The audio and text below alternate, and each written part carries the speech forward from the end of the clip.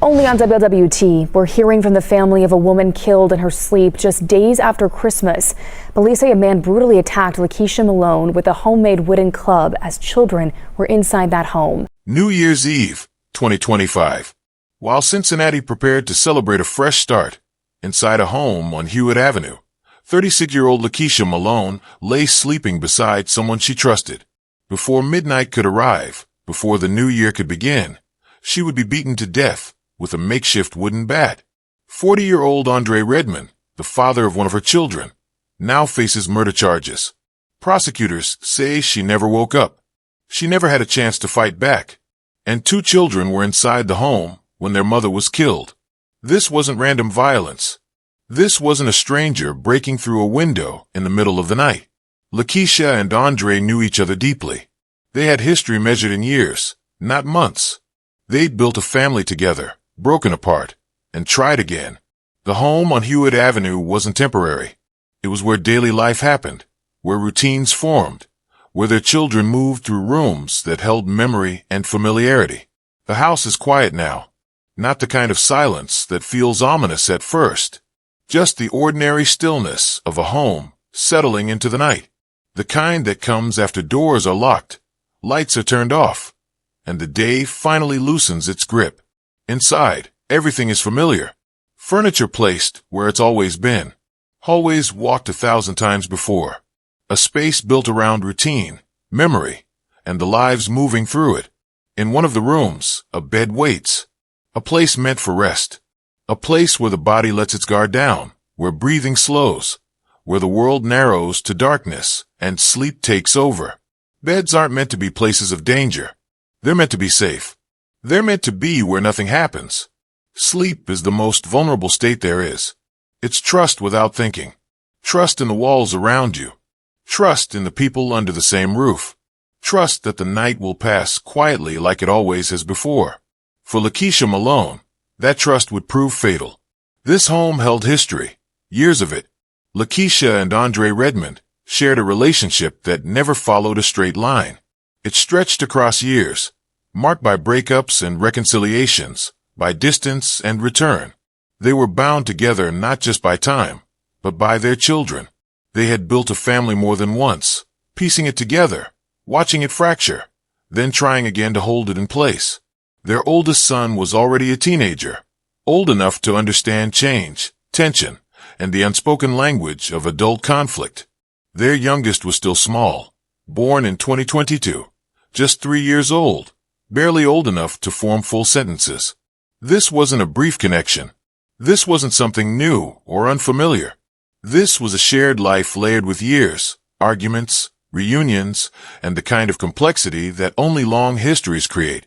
And inside that home on that night, there was no warning, no raised voices breaking the quiet, no sound to signal what was coming, no moment for LaKeisha to wake up and understand, no chance to react or protect herself.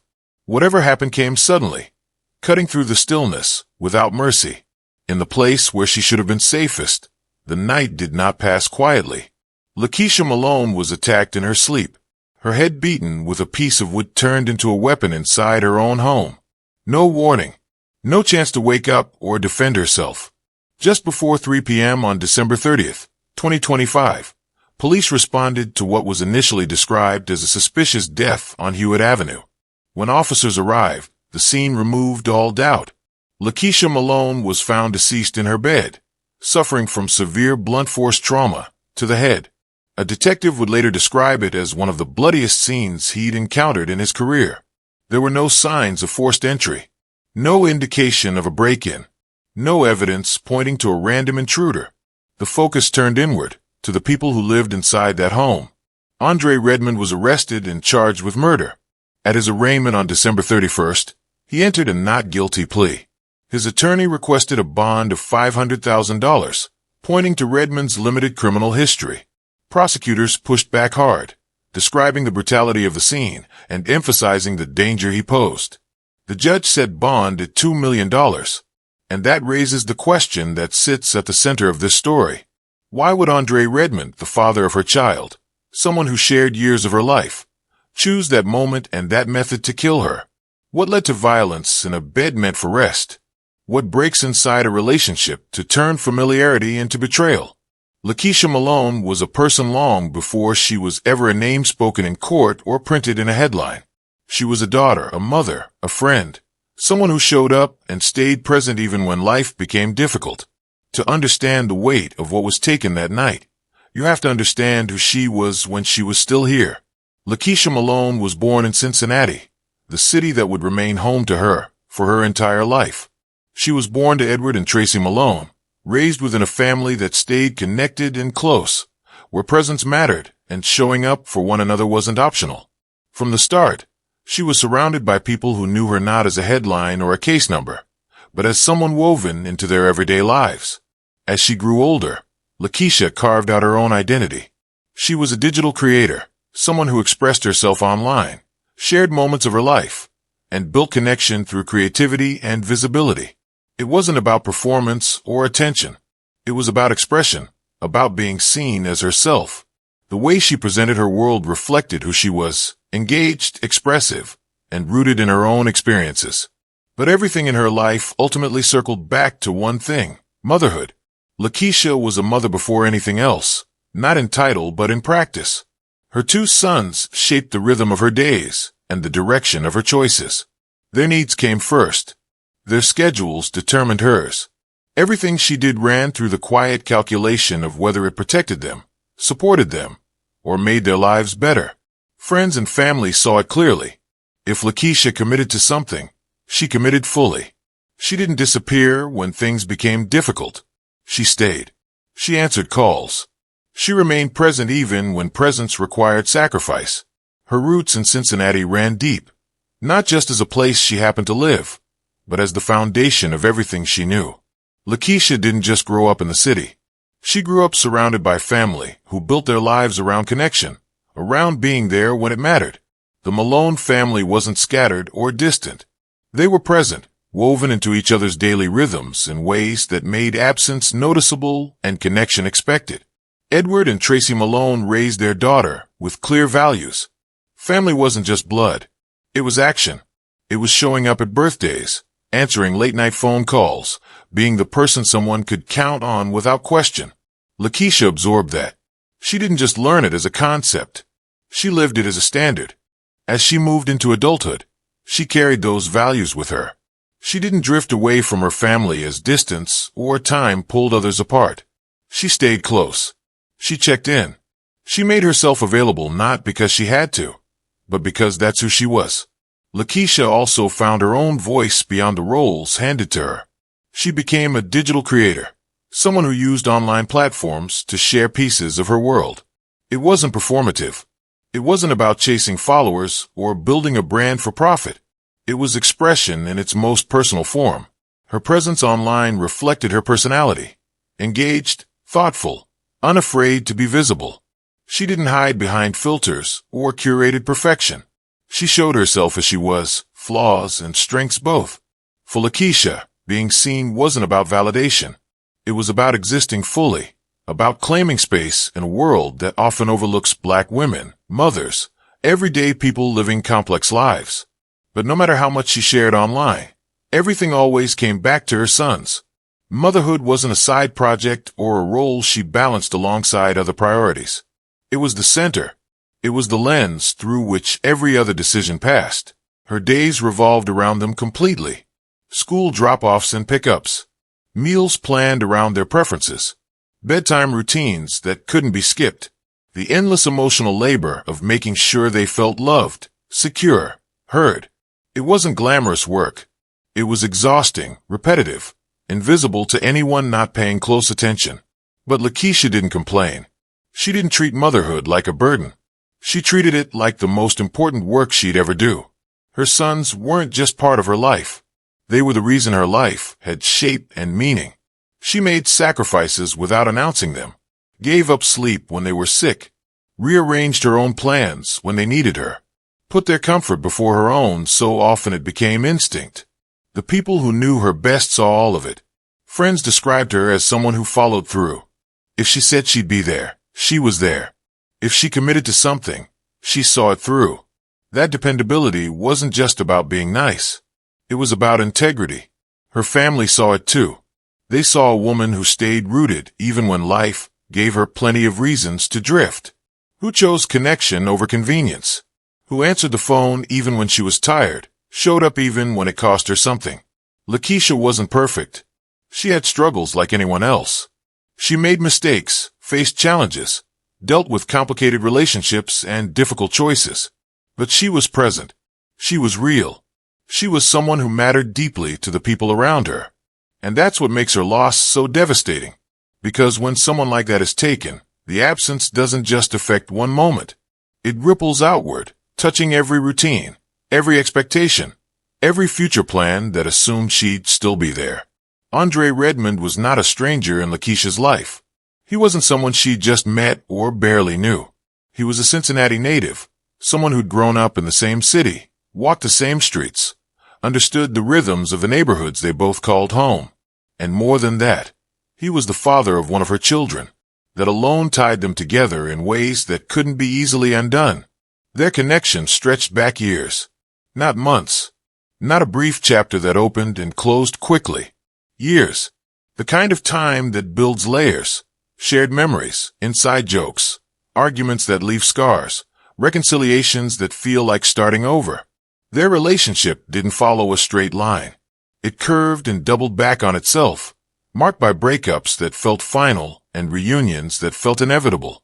They had been together before, built something that resembled a family. Then it fell apart. Distance opened between them, not just physical but emotional. But time has a way of softening edges, of making the past look different than it felt when you were living through it. And so they came back, tried again, believed, maybe, that this time would be different.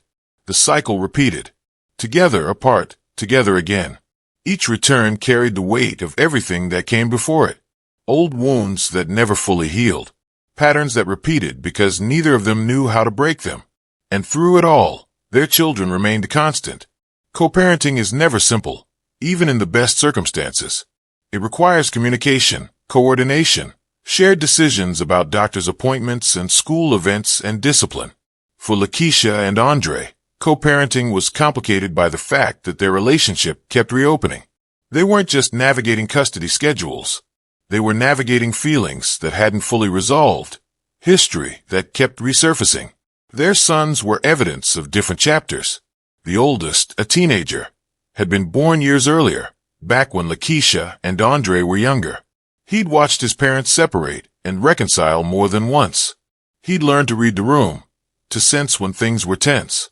Their youngest was only 3, born in 2022, during what must have seemed like a fresh start. Another attempt at building something that would last. The age gap between the boys told its own story. Time passing, chapters closing, then reopening years later. By the time 2025 arrived, LaKeisha and Andre were living together on Hewitt Avenue. This wasn't a new arrangement. It wasn't temporary or uncertain. The house was lived in. Furniture arranged with permanence. Daily routines established. The kind of setup that signals commitment, or at least the attempt at it. The neighborhood itself was residential, familiar, quiet. The kind of place where people know their neighbors by sight, if not by name. Where kids play outside and families settle into predictable rhythms. Nothing about Hewitt Avenue suggested danger. Nothing about the block hinted at violence, waiting to erupt. Inside the home, life unfolded in ordinary ways. Meals prepared in the kitchen. Laundry sorted. Homework done at the dining table. All the small, unremarkable moments that fill a shared household. From the outside, there was no indication that anything was wrong. No neighbors reported screaming matches that spilled into the street. No police called for domestic disturbances. No visible signs of a relationship on the verge of collapse. But quiet doesn't always mean safe. Familiarity doesn't guarantee protection. And shared history can carry as much danger as it does connection. On New Year's Eve, as the night settled in, there were no warning signs that anything had changed. No raised voices. No slammed doors. No chaos breaking the stillness. Whatever tension existed between LaKeisha and Andre remained hidden, contained within walls that had witnessed years of their lives together. The children were home, Bedtime routines likely followed their usual patterns. Lights turned off one by one, the house growing quieter as everyone settled in for sleep. From every visible angle, it was just another night. Ordinary, unremarkable, safe. But what happens inside a relationship isn't always visible from the outside. Years of history can build resentment as easily as intimacy. And sometimes, the person you trust most becomes the person you should have feared. There was no crisis that neighbors could point to later. No moment where someone could have intervened. Just the quiet of a home on New Year's Eve, and violence waiting to unfold in the darkness. New Year's Eve 2025 arrived like any other night in the Hewitt Avenue home. The children were there. The usual routines unfolded without disruption. Dinner, evening wind down, the slow transition from daylight to darkness that marks the end of every ordinary day. There were no reported arguments. No neighbors heard shouting. No signs of conflict loud enough to draw attention or concern. From the outside, everything appeared normal. Whatever conversations happened inside those walls stayed contained. Whatever feelings existed between LaKeisha and Andre remained private. The house settled into the kind of quiet that comes naturally at the end of a long day. At some point, LaKeisha went to bed. It was a familiar ritual, repeated countless times before. The same bedroom, the same mattress, the same expectation that sleep would come and morning would follow.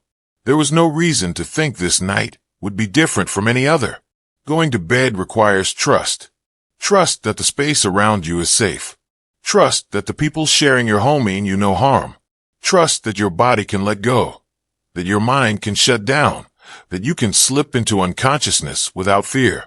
For most people, that trust is automatic. It doesn't require thought. LaKeisha went to sleep believing she was safe. According to prosecutors, she never woke up. There was no confrontation, no argument that escalated into violence. No moment where she could see what was coming. No chance to beg or reason or defend herself. She was asleep when the attack began. Unconscious. Defenseless. Unaware. The weapon wasn't something bought or stolen. It was a piece of wood, fashioned into a makeshift bat. Homemade. Crude. But effective. Prosecutors say Andre Redmond used it to strike LaKeisha repeatedly in the head.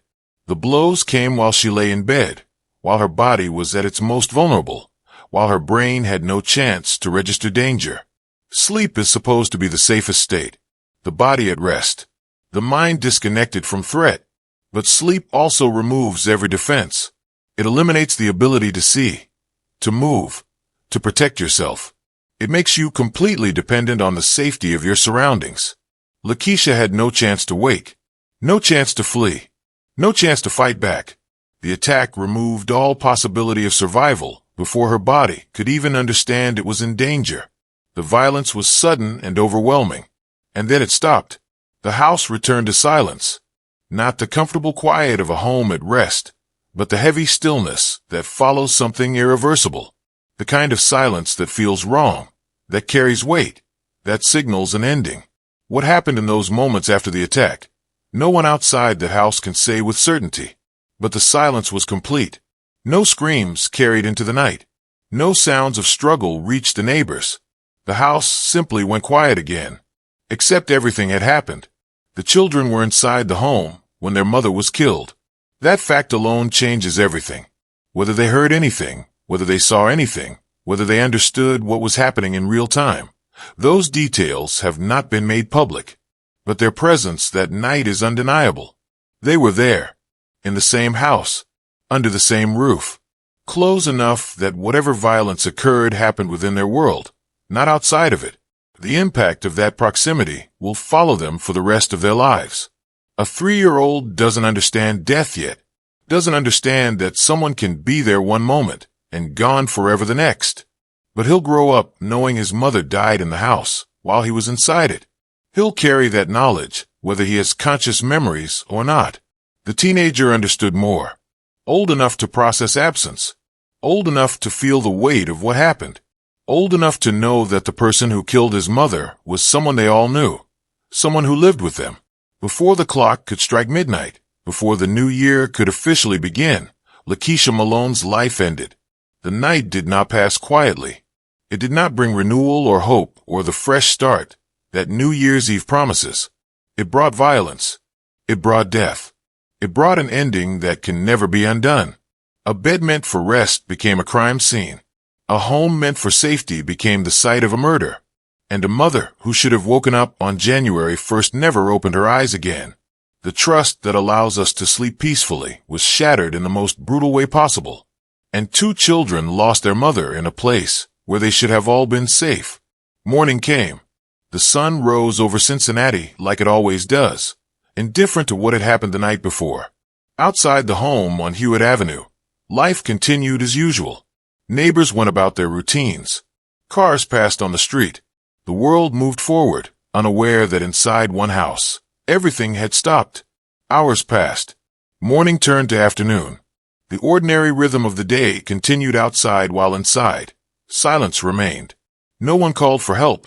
No alarms were raised. The house stayed quiet, keeping its secret contained within its walls. Just before 3 p.m. on December 30th, police received a call. The initial report described a suspicious death at the Hewitt Avenue address. Officers were dispatched. When they arrived, the scene they encountered removed all ambiguity. This wasn't suspicious. This was murder. LaKeisha Malone was found deceased in her bed. The same bed where she'd gone to sleep the night before, expecting to wake up. She was still there, but she would never wake again. The injuries to her head were severe. Blunt force trauma, repeated and brutal. A detective who responded to the scene would later describe it as one of the bloodiest he had ever encountered in his career. That statement alone speaks volumes. Detectives see terrible things regularly. For a scene to stand out among all the others, it has to be extraordinarily violent. Investigators began their assessment immediately. They looked for signs of forced entry, broken windows, damaged locks, any indication that someone had broken into the home from outside. They found none. The doors had been locked from the inside, the windows intact. The evidence pointed in one direction. This was personal. The violence hadn't come from outside. It had come from within, from someone who had access to the home, someone who lived there. Someone LaKeisha knew and trusted. The focus turned quickly to Andre Redmond. He was present. He had access. And the evidence began pointing toward him as the only logical suspect. His arrest came without drama. No standoff. No chase. No spectacle for cameras or crowds. Just the quiet weight of handcuffs and the reading of rights. Andre Redmond was taken into custody and charged with murder. The legal process had begun. On December 31st, New Year's Eve, Andre Redmond appeared in court for his arraignment. The timing felt heavy. 1 year ending, another beginning, and LaKeisha's family preparing for a funeral instead of a celebration. His attorney entered a not guilty plea on his behalf. The presumption of innocence remained, at least legally, but the courtroom atmosphere was thick with the reality of what prosecutors alleged had happened. The prosecution laid out their case for why bond should be high. They described the brutality of the scene, the defenselessness of the victim, the fact that she'd been asleep, unable to protect herself. They emphasized the danger Redmond allegedly posed. The defense pushed back. They pointed to Redmond's limited criminal history, argued that he wasn't a flight risk, requested a bond of $500,000, a significant amount, but far less than what prosecutors wanted. The judge listened to both sides, weighed the arguments, considered the severity of the allegations, the nature of the crime, the evidence presented, and then made a decision that reflected the gravity of what had occurred. Bond was set at $2 million, a number that sent a clear message. This was not a case the court took lightly. This was not violence that could be minimized or excused. The amount effectively ensured that Andre Redmond would remain in custody while the legal process unfolded.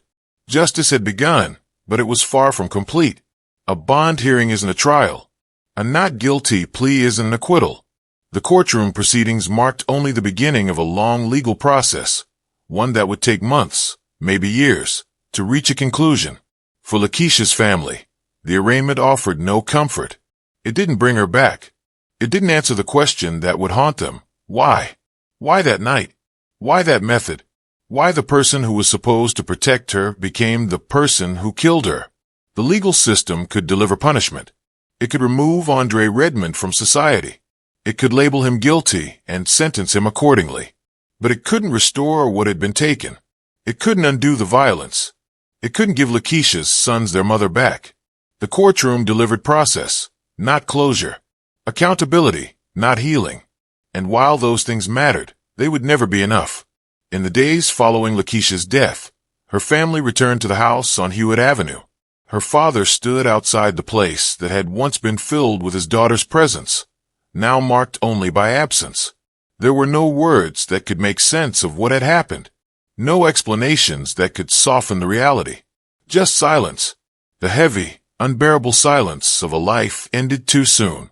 The house had become something else entirely. Not a home anymore. Just a location. A place where something terrible had occurred. LaKeisha's children face a future shaped entirely by her absence. For the 3-year-old, loss will unfold slowly. He won't understand it all at once. It will come in pieces, in moments when he reaches for his mother and she isn't there. When he asks questions no one knows how to answer. When he grows older and realizes what was taken from him. For the teenager, the loss is immediate and crushing. Old enough to understand permanence. Old enough to know that his mother will never answer another phone call, never attend another birthday, never be there for the milestones still ahead. Both boys will grow up without the person who centered her entire world around them. The routines she built for them will fade. The sacrifices she made will become stories told by others. The neighborhood responded with shock. Hewitt Avenue had always been quiet, residential, the kind of place where people felt safe. But now one house carried a weight the others didn't. It became a symbol, a reminder that violence doesn't always announce itself. Neighbors who had seen LaKeisha in passing, who had watched her children play outside, now faced the reality that someone had been killed steps away from their own homes. The proximity made it personal. A GoFundMe was created to help cover memorial expenses and support LaKeisha's children. The campaign wasn't just about money. It was about honoring her life. About making sure her sons had resources when everything else had been taken from them. The donations came with messages. People who knew LaKeisha personally shared memories.